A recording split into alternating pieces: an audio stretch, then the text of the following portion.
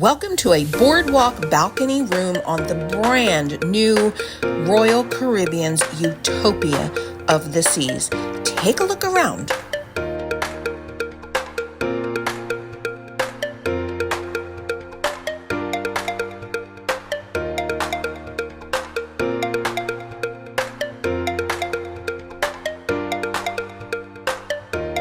We are always surprised how quiet these neighborhood balconies are. Once you're inside, you don't hear any of the noise unless there's a crowd, and there was not this entire sailing.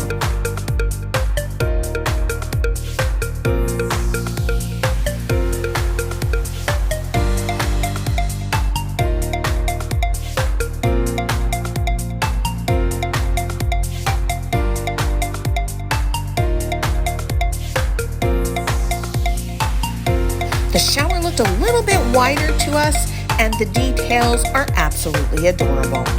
How cute is my friend Velda matching? Utopia is currently only scheduled for 3 and 4 night cruises, but she is built for much longer. There is so much storage. Go ahead, bring all the things, bring an extra bathing suit. You're going to have a place to put it.